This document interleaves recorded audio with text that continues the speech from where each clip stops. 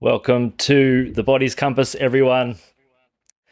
Thanks for joining us. I'm Matt Sorensen. Today I have a very special guest with me, Leigh Brandon, who is one of my fellow faculty, CHEK faculty members, if I can say that properly. And today is a really interesting subject, talking about chronic pain.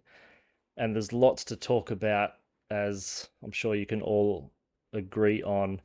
But Leigh, today, before we get started, I'd like the listeners to get to know, guess who they're listening to get a deeper sense and connection to who you are and how your background's going to influence the viewpoints that we're going to talk today. Can you share an overview as what has shaped you as a man, but also what led you into Paul Chek's work?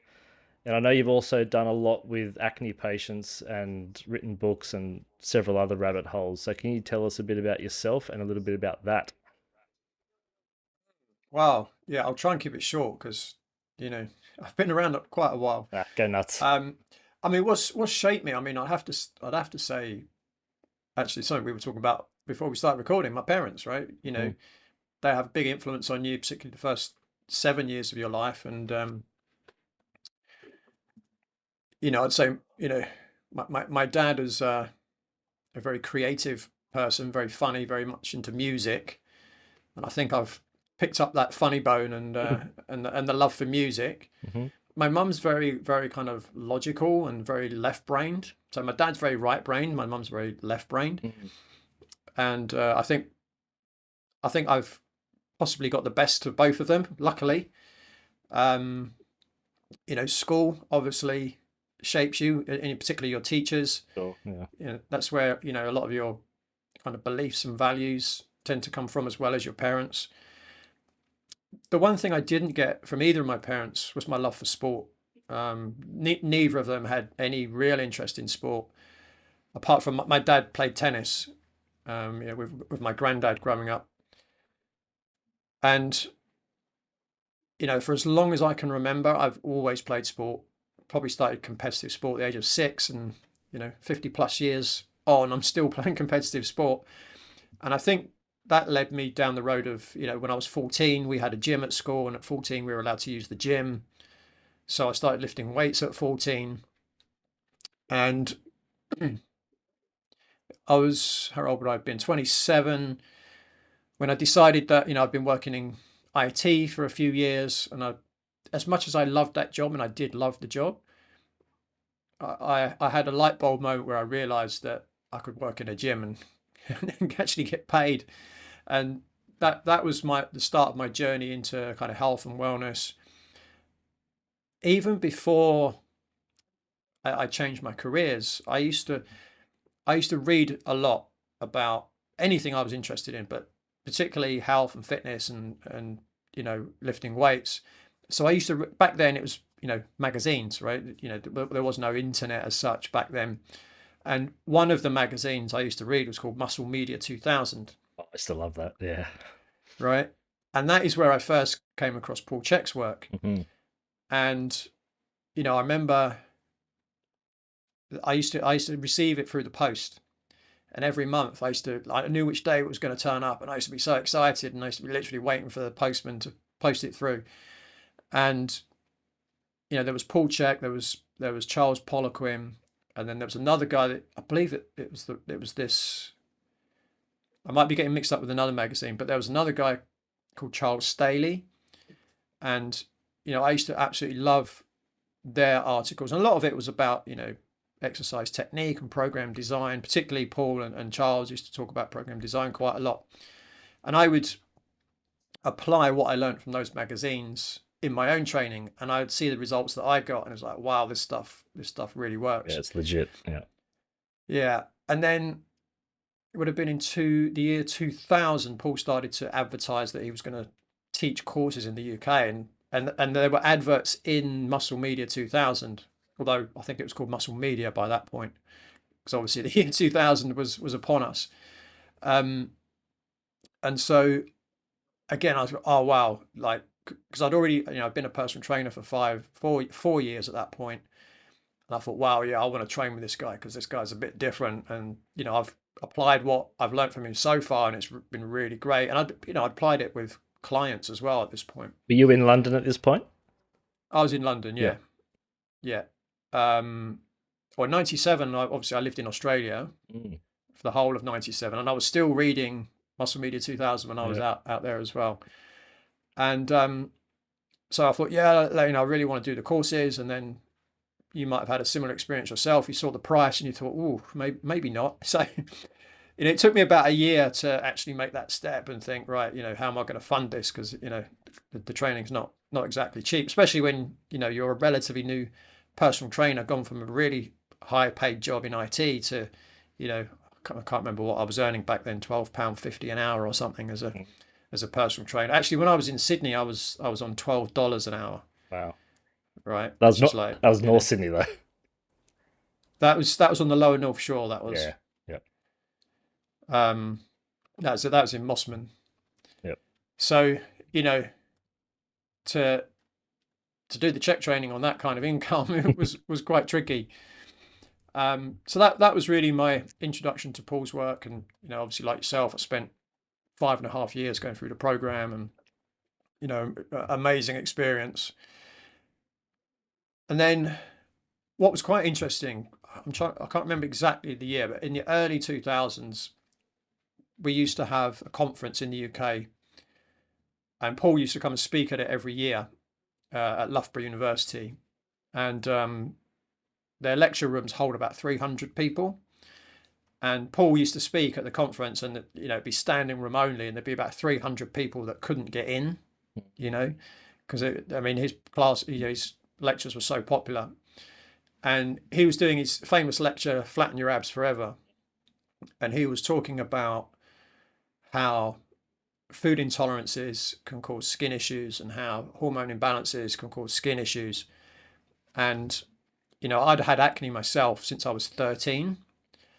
So this would have been about the age 30, I'm guessing, 30, 31. And I'm thinking, well, hang on a minute. Like when my mum used to take me to see the doctor when I was in my teens, my mum used to say, look, is it something I'm feeding him? Like, is this why his skin is so bad? And the doctor would go, no. There's absolutely no link whatsoever between diet and your skin. And here's Paul CHEK, someone that, I highly respected based on his information on exercise. Now he's talking about nutrition and how nutrition can affect the skin. And he actually mentioned acne. And of course, my light bulbs are going off, and I'm thinking, what's all this? Never heard of this stuff before.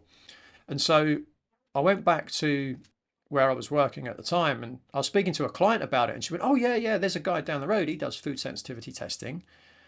So I got the details. I went down there, and he ran all these tests, and spent a few hours with this guy, and he finished up, and he said, look, you've got a fungal infection. He said, that's what's causing your acne. He said, you've got to stop taking those antibiotics that you've been taking for 18 years. They're not doing you any good. 18 years. 18 years. Wow. Okay. And so, first of all, I thought, well, hang on a minute, you're not a medical doctor. You can't tell me to not take them. But I thought, well, okay, my doctor's not really helped me, so maybe I should listen to someone else. So he gave me basically foods to avoid in terms of like an antifungal diet. And then he also said, look, and you're sensitive to all these foods as well, so you need to avoid these. And, it was like gluten, dairy, garden peas, black pepper, bell peppers, all this stuff. And so being the kind of person I am, rip the Band-Aid off kind of person, I went home and literally just threw pretty much everything away from my kitchen cupboards and my fridge, restocked. And within 2 weeks, my skin had cleared up. Oh. And so obviously having gone through that experience, it wasn't until a few years later that Paul released what he called nutrition and lifestyle coaching, that eventually became holistic lifestyle coaching. So once I went through that training as well, I kind of realized, oh, actually, I can help other people who've got acne overcome it as well. So I ended up working with people one-to-one, getting good results with people. And then I thought, well, I want to help more people. So then I designed like an online program for people to follow, which made it more affordable. And then even people were saying, I can't afford the online program. So I thought, okay, how can I help those people? So then I wrote a book on it. So that's been my journey with acne. I guess the other thing for your audience to understand about me is I've just got this huge passion for learning. I just absolutely love to learn and then use the information that I've learned to help people. I kind of feel as long as I live, I'm just going to keep wanting to learn. I don't see that fire going out anytime soon. So yeah, that's pretty much me. But then I guess the reason I got into pain was because due to the training I did with the CHEK Institute, I started to help people that were in pain, and I realized what ability I had to help people. And you know, pain's a horrible thing to live with, especially for a long period of time. And that really became the thing that I did the most. Yeah, I help people with skin conditions. Yes, I help people with digestive issues. But pain is really the thing that I enjoy the most, I think. But also, I mean, listen, skin conditions can ruin someone's life as well. Absolutely, yeah. Someone that's got severe eczema or severe psoriasis or acne, it is debilitating. But pain can again just really ruin someone's life and take away the joy from life. And if you can help someone get that back and enable them to live life to their potential, it's very rewarding. I think that's what I get from it. Yeah, lights you up. Yeah, just being able to help people go from having a really miserable life to having a life that's full of joy. Did you find a correlation between, say, fungal infections and people with pain? I, I wouldn't say I've seen a direct correlation like a lot of the time, but obviously there is that potential. Again, if you've got any kind of inflammation, which you're almost certainly going to have if you've got a fungal infection, then obviously that can lead to pain down the road. But then I've worked with many people that are in pain that don't have fungal infection, or at least a fungal infection has been identified. That doesn't mean you don't have one, right? Sure. Yeah. But you mentioned rabbit holes. I mean, even the term infection, I'm not sure is accurate anymore, but that's probably a whole nother episode. Okay, we'll have to book that in. Just let me write that down. Good. So what inspired you to focus more, like with your work, on helping people overcome chronic pain? Yeah, I mean, I guess there was a bit of a light bulb moment for me. So I can remember this was 1998. I'd just come back from living in Australia. I was working in a leisure centre with a group of personal trainers, and I remember I was in a session with this lady. I can't remember her name. She was doing a lat pull down exercise, which I'm sure most of your audience know what that is. And as she pulled the bar down, she kind of screamed and let go of the weights and grabbed her shoulder in pain. And I'm thinking, what the hell's just happened? Like, she's wincing and she's kind of looking at me as if to say, why did you get me to do that? She's kind of pointing the blame at me, and I'm thinking, well, what's just happened? So, I was anxious because I didn't know what had happened, and I guess there was a part of me that just felt really inadequate, like I didn't know what just happened. And I went through what I considered to be the gold standard certification at the time, which was the American College of Sports Medicine, because obviously there was no CHEK training in the UK at the time. But I thought, well, that's clearly not enough. People have the reason. I did a lot of research before I studied with the American College of Sports Medicine, and the reason I did it was because everyone was telling me they were the best. So I'm thinking, well, hang on a minute. I've done all this training, a lot of time, a lot of money, a lot of effort, and this woman's just hurt herself doing an exercise, and I'm a personal trainer, and I don't understand what's just happened. So that really kind of stuck with me, and it really pushed me, to dive more into things like biomechanics and pain science and nutrition and nervous system work. And I guess I got a lot of that from my training with the CHEK Institute. And then, as I alluded to, I've, continued to do a lot of other study, functional diagnostic nutrition. I've done lots of manual therapy type things. I use active release techniques now, which is great to help people, optimize the function of their body. But I remember after I did my first year of training with the CHEK Institute, I remember there was a client that came to see me. She came into the health club I was working at the time, and the club manager, who I worked really closely with, like we had a really good working relationship. He said to this lady, I'm only going to let you join the club if you train with Leigh, because this lady had quite a serious lower back problem. And she said, no, she's been to see this doctor and that therapist and this, she'd been to see everybody. Now, I remember her name because it really kind of hit a mark with me. Her name was Caroline. She was in her 40s. She was a professional dancer. And basically, she was in a situation where, A, she couldn't dance, and her dancing was her passion. She danced all her life professionally. She couldn't, so she was basically like doing temp work in offices to try and make ends meet. But even her temp work, she could only work part-time because of her back problem. So, she was really depressed, really down because she wasn't doing her passion, but she was also struggling financially because she couldn't work because of the pain. So anyway, she said, yeah, okay, I'll do whatever you say. So she signed up, not just for a membership, but also to work with me. And so we worked, so I did, what I'm about to explain. So I did the full biomechanical assessment. So this was before nutritional lifestyle came along. So I just worked purely on the structure, realigning the structure of the body. And we were doing 3 sessions a week. Things seemed to be going well. And then she disappeared. And I tried calling her, I couldn't get through to her. So I was a bit worried because, I'd had, the experience before of someone hurting themselves in a session with me. And I'm thinking, oh no, what, and I was quite new to using the CHEK system. And I thought, oh God, have I done something? Have I made her worse? And I tried a few times to call her, couldn't get through to her. So I went to one of the office staff and I said, look, I've been training Caroline for 4 weeks. I can't get hold of her. She's not turning up. She's not booking in more sessions. I'm a bit worried. Can you try to get in contact with her? And they said, yeah, leave it with us. We'll get back to you.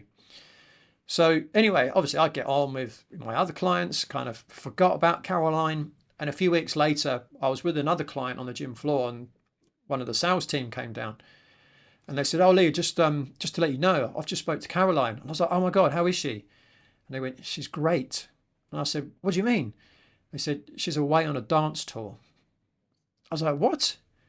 Because I mean, if she'd have said to me, am I ready to go on a dance tour? And I went, no, not yet. Like, still think you need a bit more work. But they said, like Caroline said, she wants to thank you for everything you've done because you've got her back doing what she loves to do. And that was my first moment of, oh my God, I've got a lot of power to help people, right? And with so what I did was, from then that gave me confidence because I knew I could help people. So then I went on to help, lots of other people. And then many years down the line, I actually ruptured 2 discs in my own lumbar spine, which I managed to rehabilitate myself. I didn't need to go and see anybody. And again, that was basically using the CHEK system. So, for me, it's working with people in pain. It's just being able to give people their life back. It's just, it really brings you a lot of satisfaction. Yeah, I fell into the same. Well, I didn't fall into it. It found me. I wanted to be the trainer of the stars, the Hugh Jackmans, the Brad Pitts, for their movie roles. That was my dream. But then that world found me. I remember Kate was her name. Elderly lady doing a bodyweight squat. That sound that you just goes to your soul. And it's like, all right, I need to know what I'm doing here. It's that calling. And then we worked on that. And then she just wanted to walk up and down the stairs without pain. And yeah, we got her there. And that was like a soul moment for that, which yeah, it was incredible. But again, it was the CHEK system that working through that process kind of just Yeah. got her there, and a lot of doctors, physios, chiros didn't think to measure a pelvic tilt or a first rib or anything like that, and then just balancing that out was all she needed. Yeah. I mean, it's the same with Caroline. She just needed realigning, Mm, right? Centralizing of the disc, yeah. bit of realignment. You know, I mean, I could have done a lot more for her as well, Mm, but she never got back to me. So I'm guessing she never needed to, because mm, if when you've helped someone, if they get another issue further down the line, you're the person they yeah. come back to, Yeah. right? Because that's happened so many times. You help someone with one problem, and then maybe they get a different problem, Mm, or it might be their spouse, or it might be their kid, or mm, their cousin, and they go, "Oh, this is the guy you've got to go and see." yeah. So I'm guessing, Caroline was probably fine, for, for a long time after that. Yeah. Well, Caroline, if you do this, shout out to Caroline. I remember in New Year's Eve 2016-17, I blew out C67 in my neck and went to my best mate who's a chiro. He said, "Go get a scan." Got the scan. He's like, "No, you need surgery." I'm like, "No." I think I'd just done what back then was CP3, so now IMS4. Followed what we take people through, and I think I was out of pain within probably 2 months. And I grew my arm back. I had lost 3 centimeters off my bicep tricep, and that took about 8 months to grow back. But fairly simple principles when you kind of get down to it. But I mean, it definitely works. Leigh, for the listeners, can you define the difference between, say, chronic pain, acute pain, and what most people think of as disease? Yeah, so difference between chronic and acute pain is quite simple. So the word chronic comes from the Latin term chrono, which means time. So chronic pain is just a pain that's been around for a period of time. I know in Australia it's 12 weeks, right? That you would consider it. So if you've had a pain for longer than 12 weeks, it would be considered chronic. Anything less than that, it would be considered acute. I know in some countries it's 6 weeks. They say if you had a pain longer than 6 weeks, that's considered chronic. But I think most countries it's 12 weeks.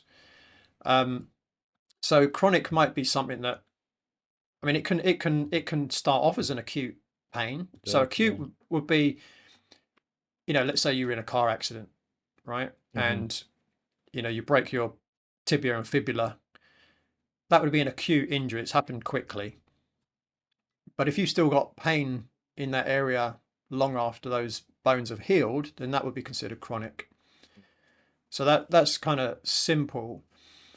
Um, for me, disease is just a form of imbalance in the body. That's how I see disease. So when your body is in balance, and we're talking about all the systems of the body, I have a saying that health and disease can't live in the same body, and the way you get healthy is to balance all your bodily systems, and the way you get balance is to live a life in accordance with nature. And the further you move away from nature, which is kind of what humanity's done for the last few hundred years, the more likely you're going to have imbalances. One of the big imbalances in the world today that is pretty difficult to avoid is the non-native EMFs that we're all bombarded with every day, that cause quite a lot of imbalances in the body, and it's something that I see quite a lot. So I work out at a gym. It's literally like a 5-minute walk from where I live, and it's a really great gym. So I've been going there for 6 years, and over those 6 years, more and more and more people are using Bluetooth headphones in the gym when they're Yeah. training. And so I actually have electromagnetic field meter, so you can measure different types of EMFs, but particularly radio frequencies, which is what things like mobile phones and Bluetooth headphones and smartwatches and etc. use. And I'm so tempted to go up to people in the gym and sort of ask them, have you ever considered whether those headphones you're wearing are safe or not? And then suggesting to them, would you like me to test them for you?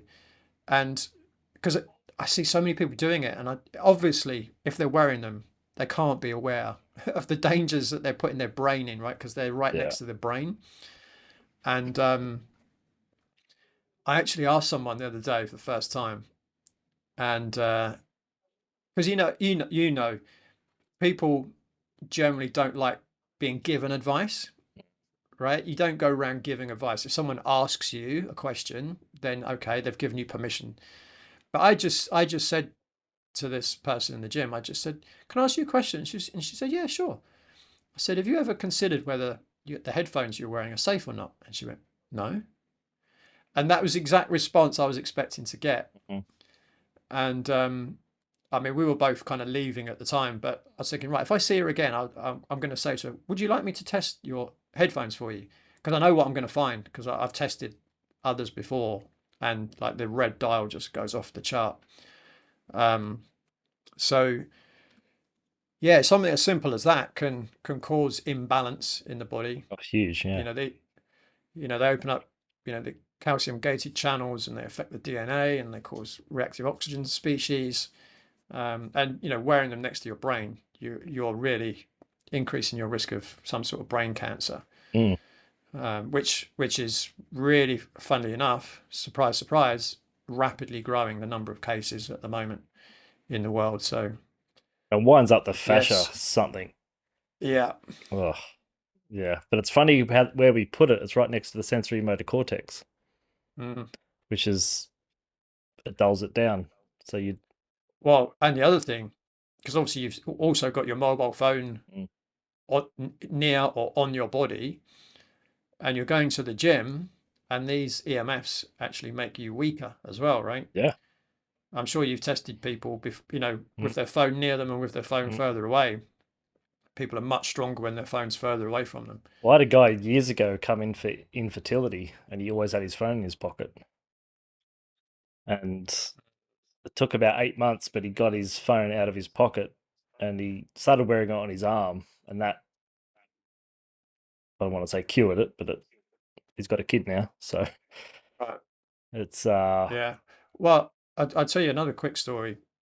So my dad, because he's big into music, and my mum's not big into music, he would also always wear headphones. Mm. And then when Bluetooth headphones came out, I tested his Bluetooth headphones, and I said, "Dad, look, you shouldn't really wear these because they can affect your brain." And he's like, "Oh, yeah, yeah." My dad always dismisses anything that I so say yeah. health related. And then, of course, as we were saying before we started recording, my dad now has dementia. Mm. And then I can't remember what Christmas, quite recent, might have been last Christmas actually, or the Christmas before. My sister bought my mum an iWatch, and I said to my mum, "I don't advise you wear that." And she's like, "Why is that?" And I said, "Well, you have energy meridians going through your left wrist." Mm. I said, "You got your heart, you got the pericardium, you got the lungs, you've got the large intestine." I said, "You could have problems in those organs by wearing a smartwatch." And she's like, "Oh, my mum does listen to me." And she said, "Yeah, but I'll feel bad if I don't wear it because your sister bought it for me." And I'm like, "Okay, well, listen, it's your decision, but I've told you." Last year, I took my mum to hospital multiple times with gastrointestinal problems, and she had a heart attack. Wow. Wow. Now, I'm not saying that was the only cause, Yeah. but it Coincidence, I'm sure.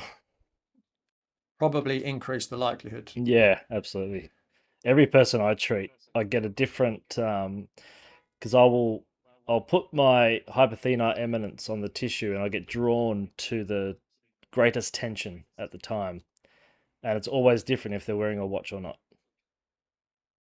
Every single time. I get like a false reading every single time. I get literally pushed away from the watch. And when they take the watch off, I get taken exactly to where I need to go. But the amount of times I've said that kind of stuff to people, and, oh, yeah, yeah, I won't wear it. And they're coming back wearing it. Is that just like a normal watch, or is that a smartwatch? Any watch with a battery in it, but most people have Right. these Apple Watches now Yeah. because they need to know their heart rate, and they need to know their steps and how many calories they're, you know, well, you just can't pay attention. But Yeah. it's a different episode together, isn't it? Um, So I know a lot of people um, assume pain is just a part of aging, right? Or it's just normal, or maybe even genetic. I get that one a lot. Can chronic pain, in your experience, actually be reversed? Obviously, the answer is yes, right? Hmm. But I totally get why people think things like, pain just comes with age. Now, the truth is, statistically, as you get older, you're more likely to suffer from chronic pain. But when, I looked at the figures earlier this year, and this is figures in the UK, but I'm sure they're pretty similar across the Western world. Over the age of 75, 75% of people suffer from chronic pain. But that also means that 25% of people over 75 do not suffer from chronic pain. So it's not age per se, but what I think you do as you get older, you give yourself more opportunity to, I don't want to say the word damage, that's not the right word, to cause some kind of trauma, but also you're building up stress, Sure. you're storing trapped emotions, which I'm sure we'll come on to talk to. But what I would say is I think most people don't understand what causes or how to prevent pain. And, we're conditioned in the Western world to seek instant relief.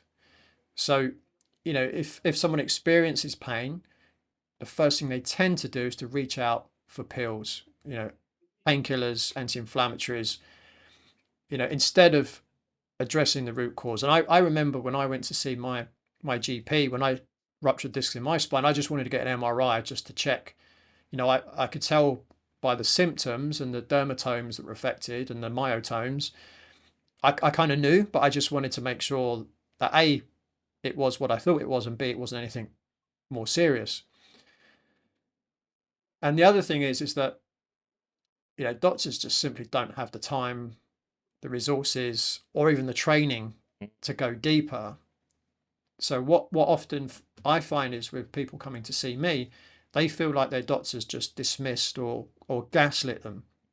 They're in there for 7 minutes max.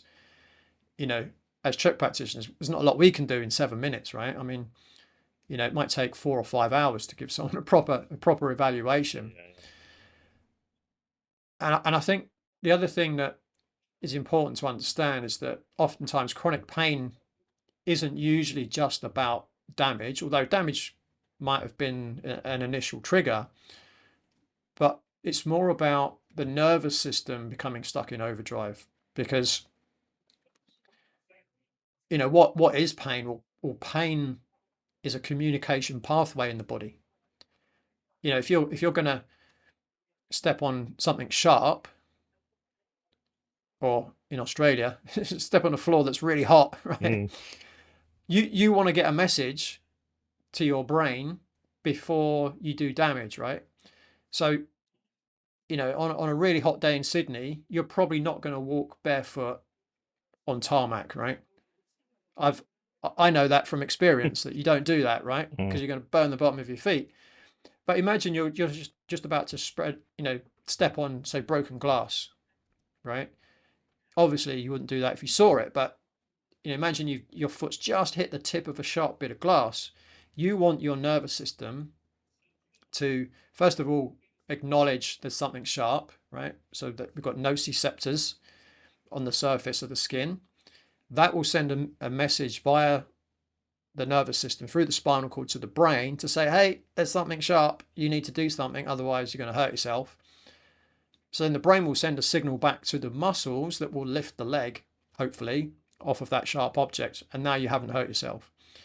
So pain is a gift. Now, I'm sure anyone that's in pain will say, what are you talking about? That's nonsense. This is making my life a misery. Yeah.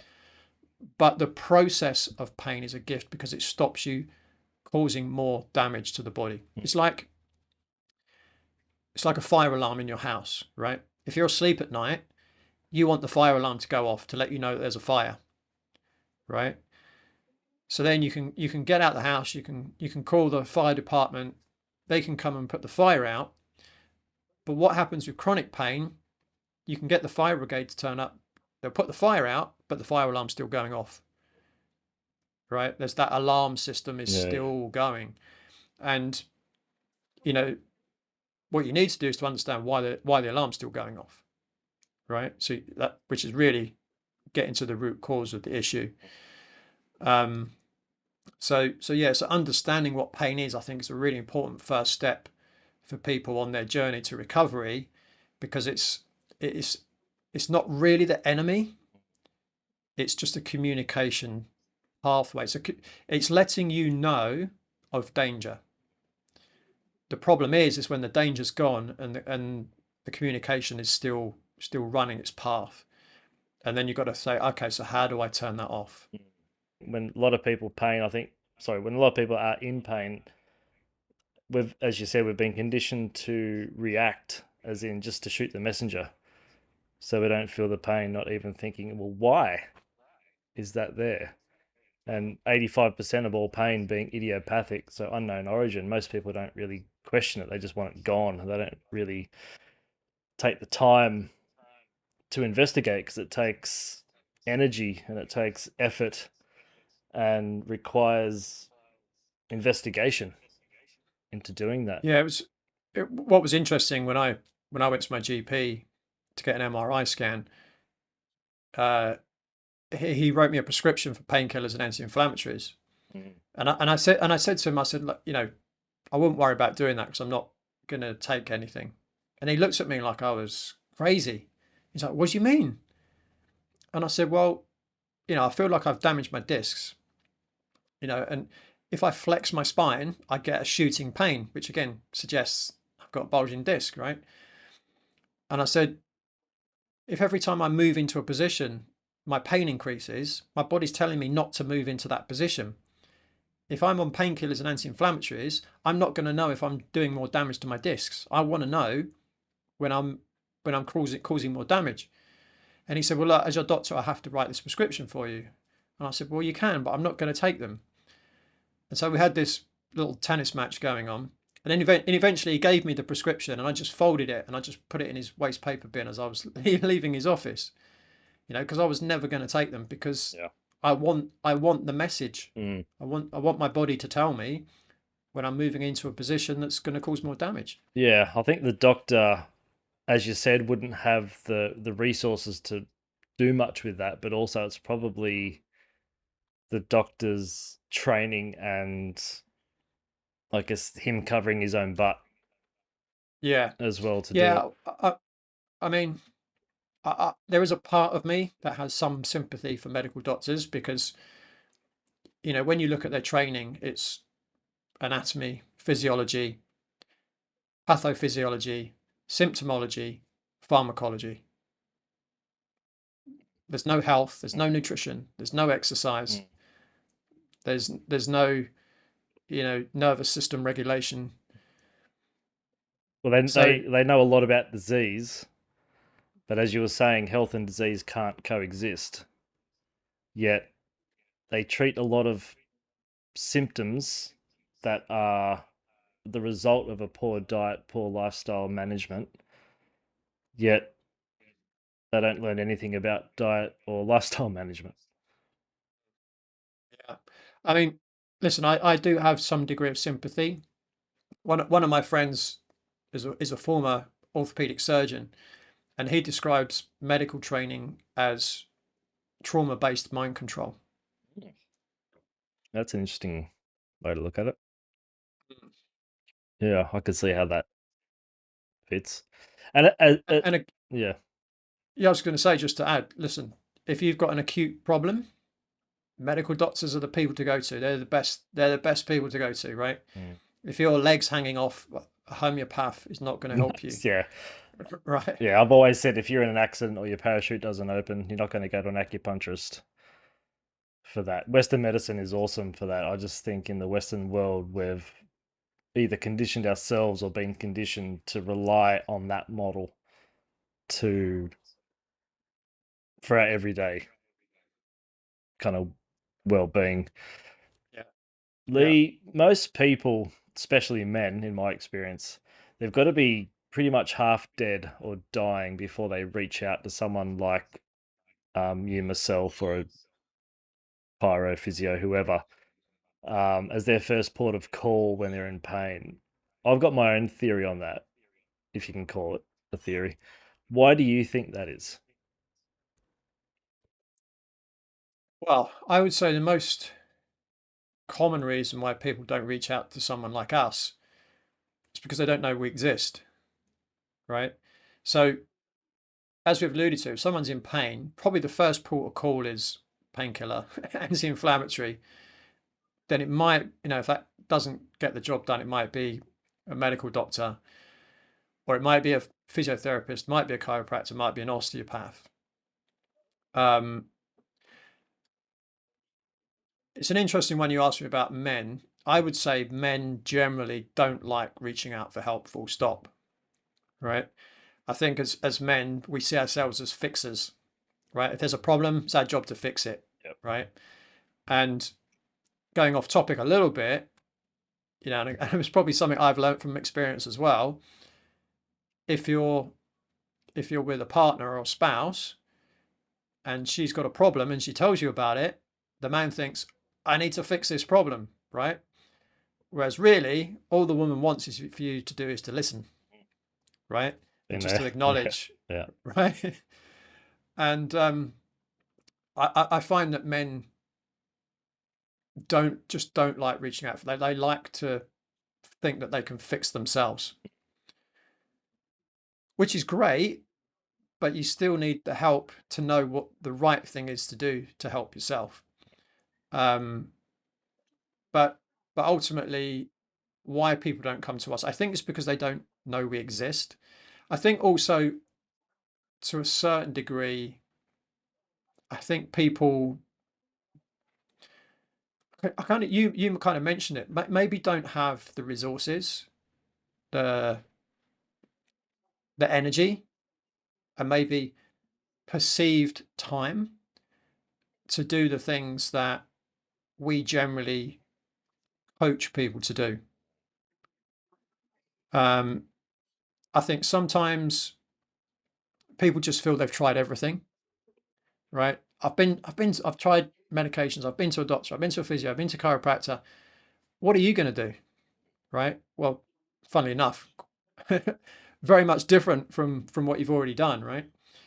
But again, I think what most people look for is relief. They don't look for, okay, what's this trying to tell me? And I understand that, energy, money, they're big concerns. And if someone wants to come and work with someone like that, like us, they're going to need energy to change. But then we're also smart enough to understand how much energy someone's got. We can always start them slowly because they don't have a lot of energy. And as they improve, we can start to ramp things up. But obviously that can be a problem for someone that wants a quick fix, because generally, I would say generally, not always, but generally, we don't do quick fixes, right? And because quick fixes don't work. There are occasions where, some people come to me and it is possible to do a quick fix. I remember doing a treatment on someone that had carpal tunnel syndrome, and they'd been to see a physio, I think it was two times a week for a year, and had no progress. And I did a 10-minute treatment and it was gone, right? I know I've got a lady coming to me on Monday with plantar fasciitis, and I said, look, it might be I can do some hands-on therapy and that might get the job done. I said, but if it doesn't, then we're going to need to look deeper. And she said, the reason I'm coming to you is because my sister came to you with the same issue and you did one treatment and it solved the problem. So yes, sometimes there is a quick fix, but in my experience, most of the time, it's more of a long-term thing that you need to look at. The other thing with pain is obviously it drains your energy itself, right? And it can drain your money as well, because you start, spending money on medications, on other people's treatments. But like my story with Caroline, she wasn't able to work effectively because of her pain. And then after working with me for 4 weeks, she was able to go back to doing her passion and to earn a full living again. And what I've experienced with most of my clients over the years is that after they worked with me, they were like, oh my God, I wish I'd come and worked with you much, much sooner. You know, I remember, actually it was my old doubles partner in tennis. He was quite young at the time. I think he was about 18 or something. And he had a lower back problem. And he came to me and he said, oh, do you think you'll be able to help me? And I'm like, yeah, I'm sure I can help you. And he was like, okay, I'll speak to my parents, because they were going to have to pay for it.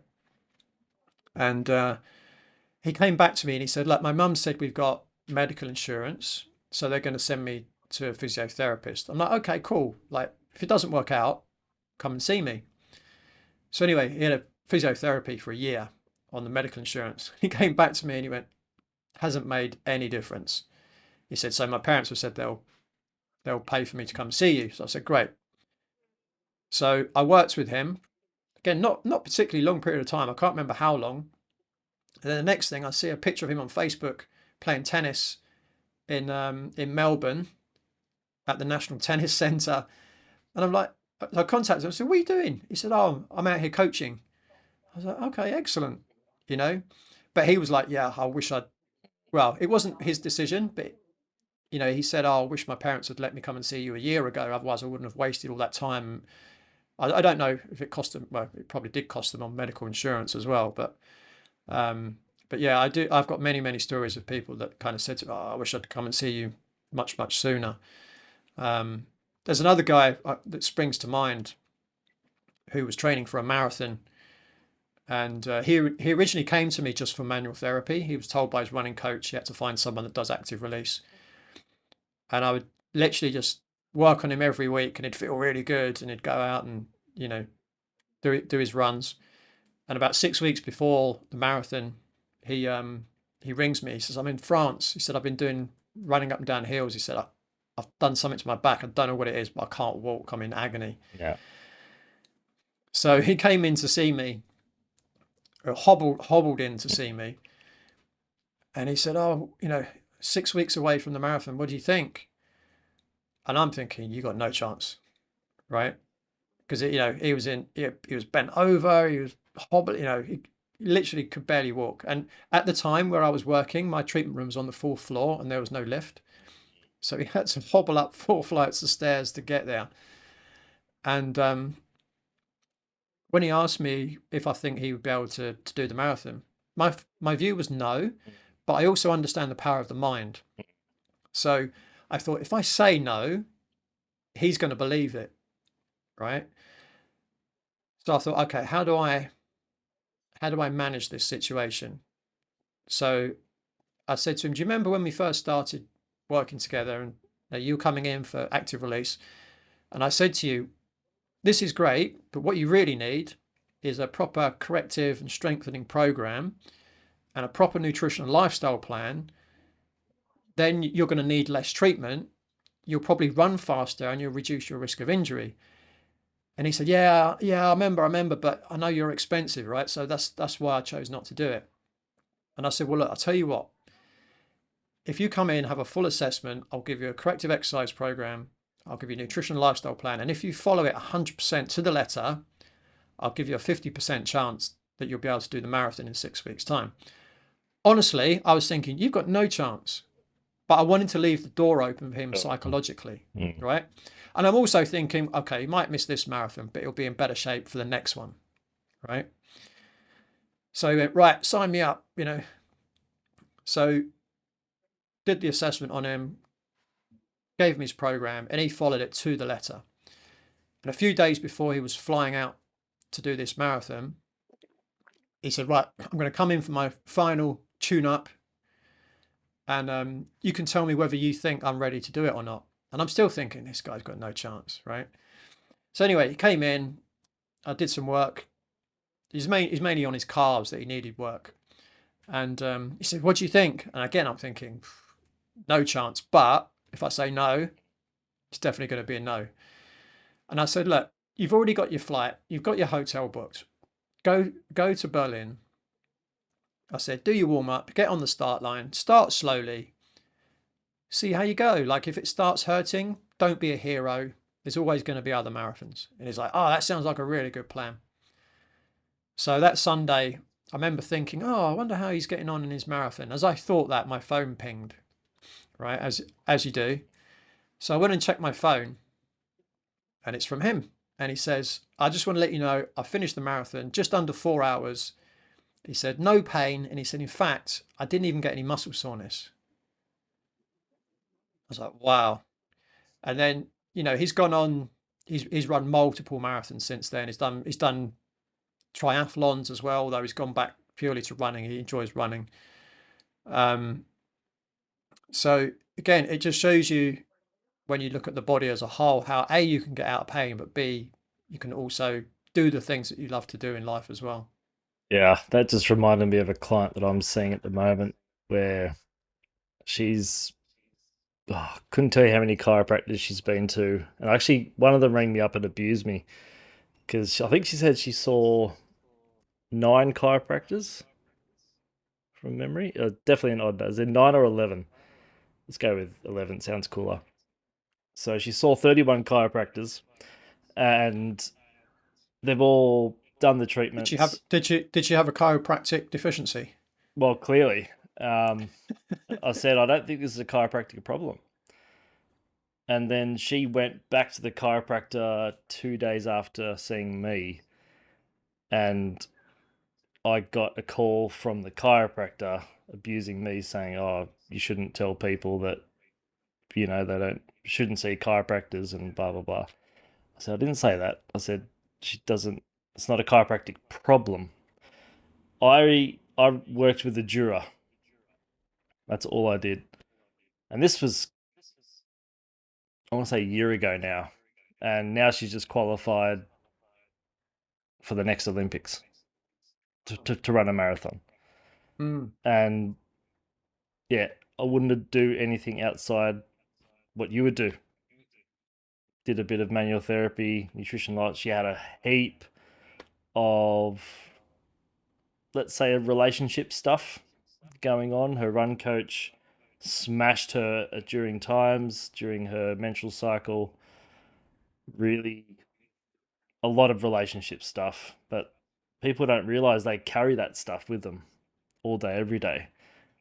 Running a marathon's hard enough, let alone carrying that barbell of crap with you as well. But on that, so as you know, there are many factors that can influence someone's pain. If there was such as a common theme or most common factors that you would see with patients and clients, what do you normally see? Yeah, I would say, to keep it simple to understand, and the way I try and explain it to people, to keep it simple, is to look at it from, there's 3 main aspects. I'd say 1 is structural, 2 is nutritional, and 3 is neurological. Now, neurological is a big subject in its own with lots of different areas, but if we try and keep it simple. So from a structural perspective, and again, you know this stuff, Matt, but for the audience, you can look at the human body like a bicycle wheel. So, you know, if some spokes are too tight or too loose, the wheel's going to wobble. It's not going to be straight. And it's the same with our muscles. So any muscular imbalance pulls our joints out of alignment. Over time, that's going to increase the wear and tear. And then eventually that's going to cause pain. It might cause, you know, arthritic conditions, etc. Now, one person or client that springs to mind that was a real example of like a pure structural issue was a rugby player called Billy. I still speak to him today, actually, and this was quite a while ago. And he was a fly half, and he had groin pain, hip flexor and groin pain on his kicking. I believe it was his kicking leg, if I remember right. And he came to me and he said, look, so he was playing like in the 2nd tier of the English Rugby League, or Rugby Union, but the 2nd tier league at the time. And he said, look, for the last 3 years, he would play a number of games, say 3 games. He'd get injured. He would miss about 3 games, and he would go and get physiotherapy, massage, acupuncture, feel a bit better, go back to playing, play a few games, get re-injured. And that was his whole season. Now, he was playing in the top tier at a junior level, but because of this injury, he wasn't able to play in the top tier. So he played for England at junior level. Unfortunately for him, he was also the same age as Johnny Wilkinson, which was a bit of a problem. So anyway, he came to me and he said, "Look, I've got 8 weeks before I start pre-season." He said, "What can you do in 8 weeks?" I was like, "Okay, well, we'll see what we can do." So I did the first assessment, designed a corrective exercise program, and he did that for 4 weeks. He came back after 4 weeks. I reassessed him and I'm like, okay, he's definitely made some good progress.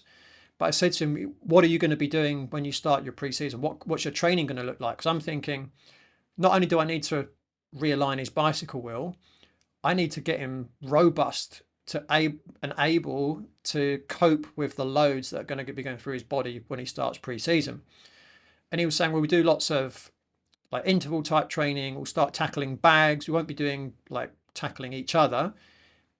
Maybe a little bit of kicking, things like that. So I was like, okay, I need his program to enable him to survive that as well. And to be honest, I made it was a bit of an educated risk, I would say, in terms of what I put in his program, because it needed to be intense enough to condition him to cope with the training, but not too intense that it was going to cause him to break down. Oh, yeah. So anyway, so I gave him his second program, which was, definitely a lot more intense than the first one. And to cut a long story short, the next season he played every single minute of every single game. And, he contacted me at the end of the season. He said, "I've had the best season I've ever had." He said, I was like changing direction quicker than ever. He said, I was bursting through tackles. And he said, my kicking was kicking further and more accurate than ever. Right.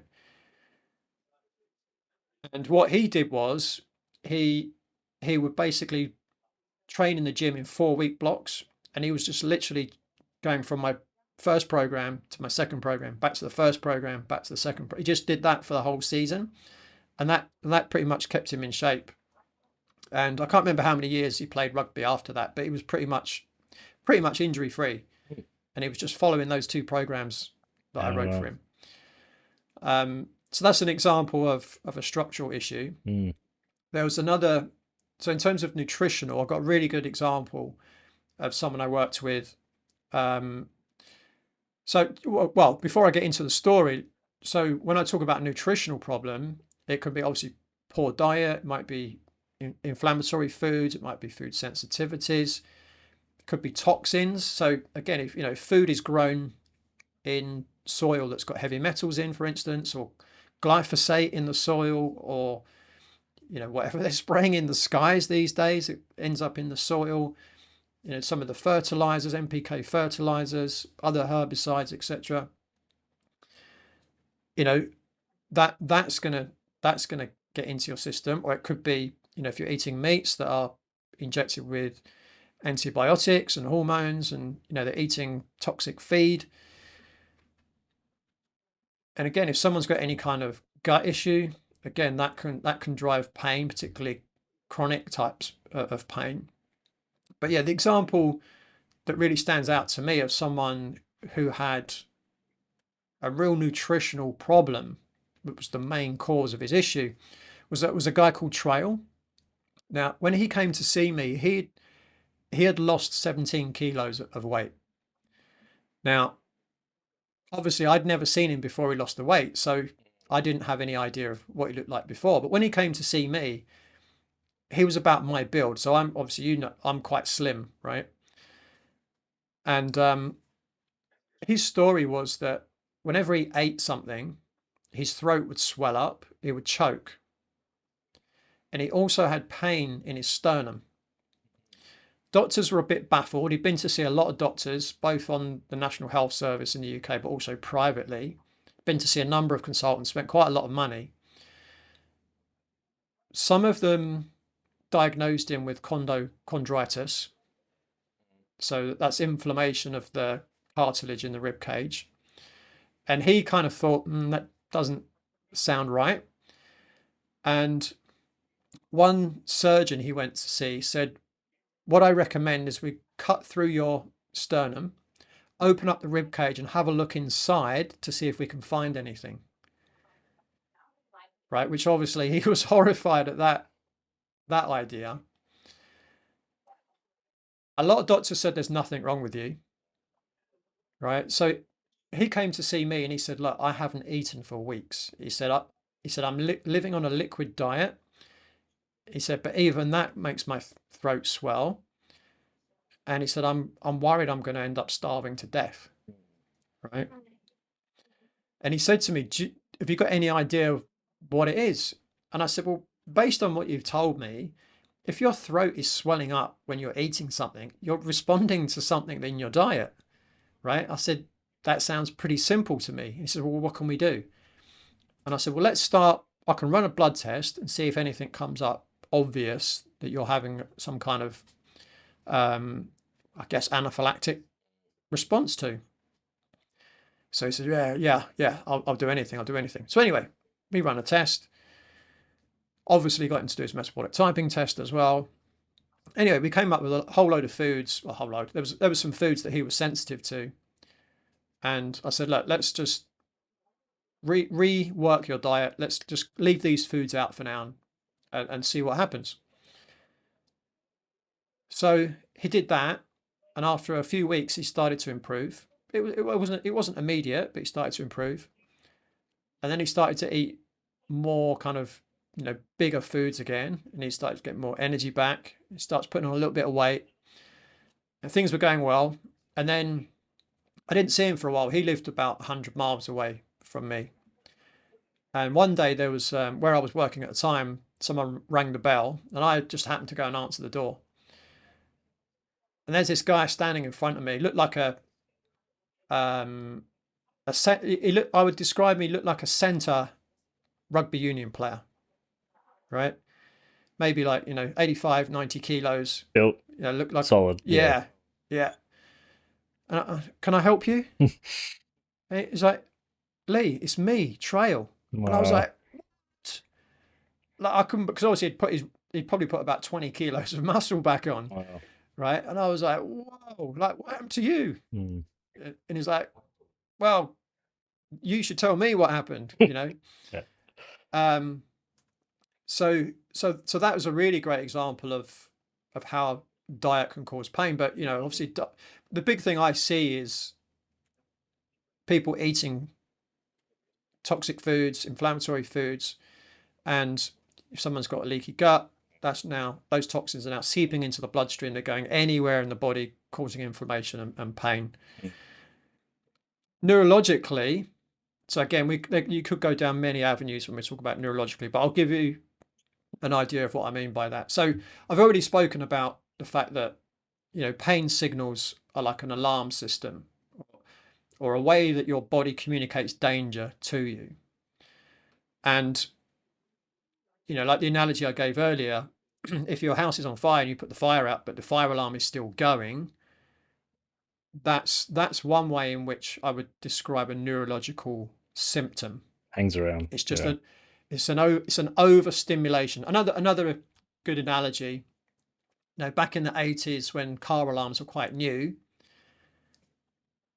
if a car drove down a street, loads of car alarms would go off just because a car was driven past because they were too sensitive, right?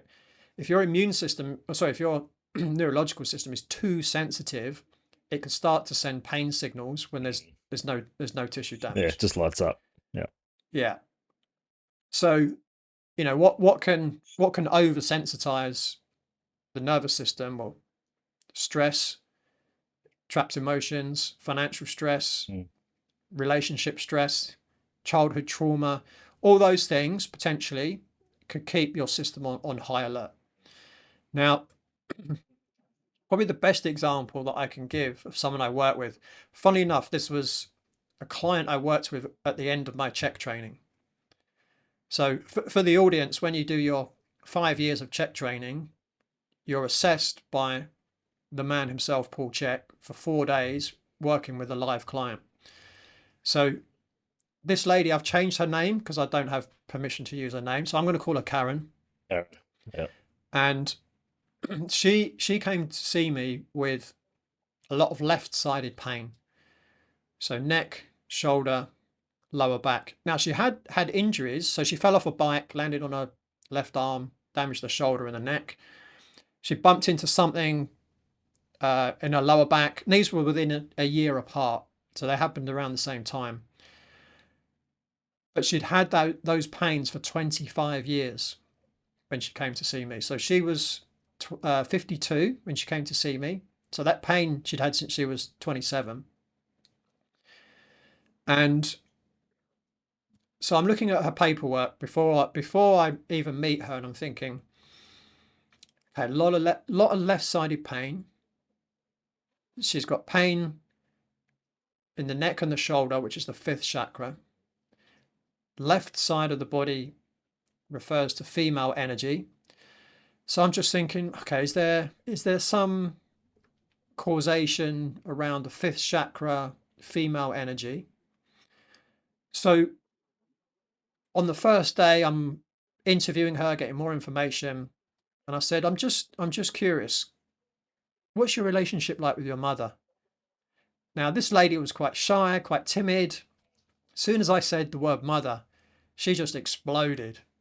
She went, don't talk to me about my mother. She never loved me. We don't get on. We haven't spoken for decades.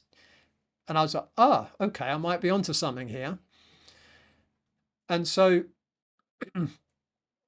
what I did, apart from, give her an assessment, give her a corrective exercise program, did a lot of coaching on nutrition, I spent most of the rest of the time teaching her nonviolent communication, and how when she went back home to reach out to her mother and explain to her mother how she felt growing up, how she felt unloved.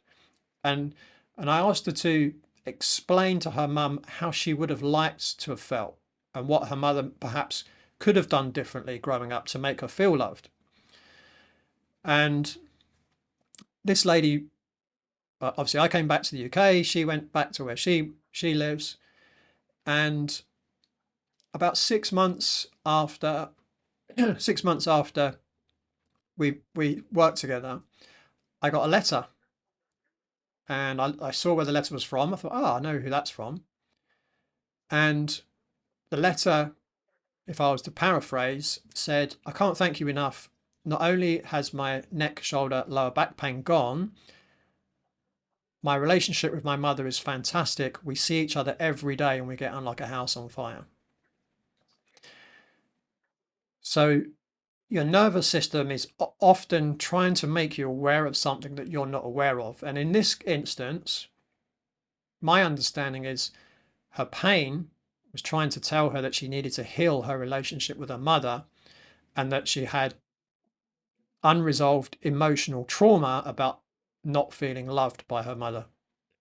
Just trying to talk to her the whole time. Yeah. Yeah. So Leigh, no doubt someone listening to this right now is in some form of chronic pain. What would you say to them now? First thing I would say is you're not broken. All right. Because a lot of people think that they're broken. I would say the likelihood is you're just stuck in a loop that your body can't get out of on its own. And that the answer isn't the answer isn't more pills. It's getting to the root cause. What's your body trying to tell you? I would say you don't have to live life this way, even though it's probably what you've got used to. And that help is out there, even if you haven't found it yet. Don't give up. There are people out there that can help you. You've just got to keep looking. Yeah, not only keep looking, but also be open to you know, a lot of people are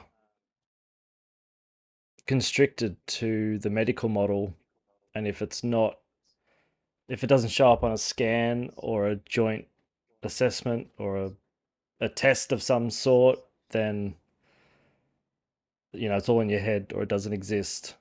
I saw Yeah. a physio the other day who came to me with um, chronic tinnitus.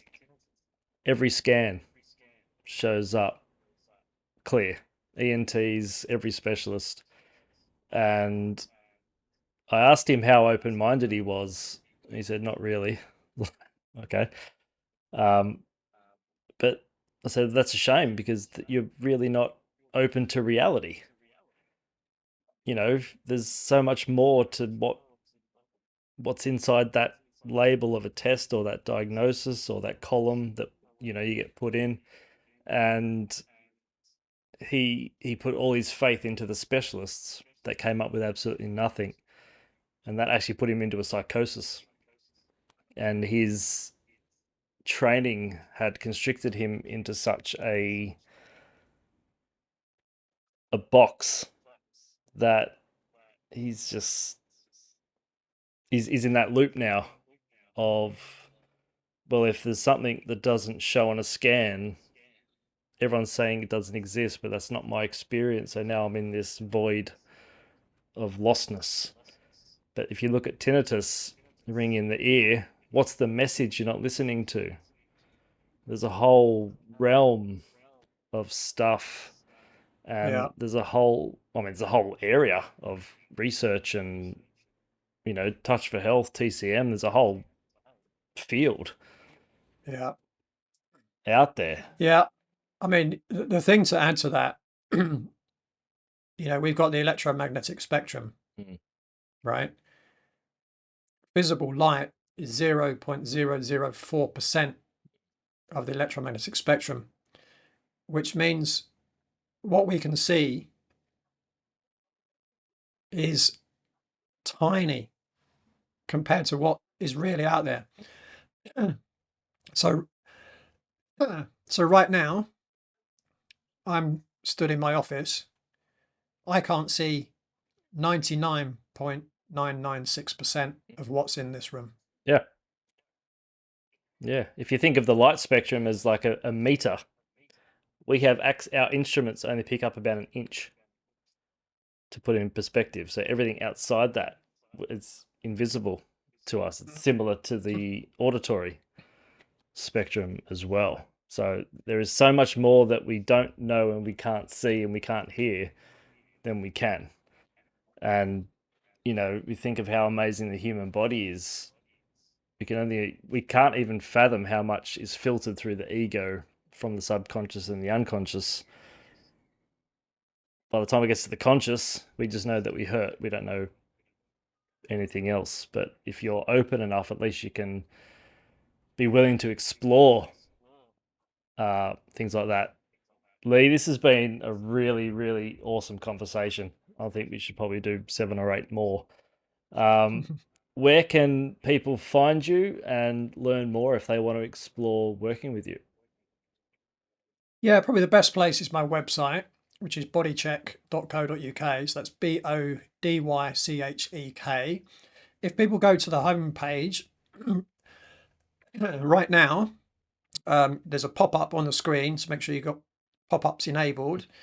There is a free gift that I'm giving away at the moment. It's called your pain-free plate.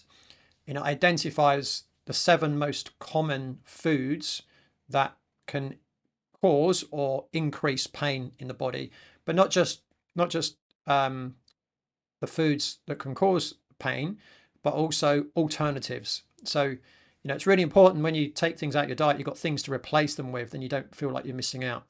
So yeah, it's called the Pain-Free Plate. I mean, if you want to go to the actual web page, bodychek.co.uk/pain-free-plate, and you'll find that there. Awesome. I'd recommend anyone checking that out. No pun intended. But Leigh, thank you very much. I know you've got a lot of experience working with patients in pain.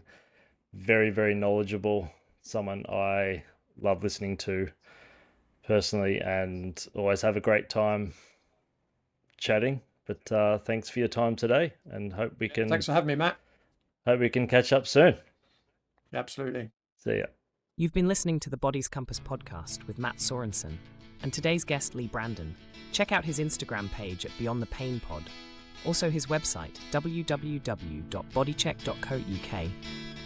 And if for his new early bird pain program, bodycheck.co.uk/pain-free-plate. If you liked this week's episode, please consider giving us a 5-star rating and a warm review. Please share this episode with someone you think it might help. If you want to find out more, give us a follow on Instagram at @thebodyscompass or swing by healhub.net. Thanks for tuning in. Catch you next time.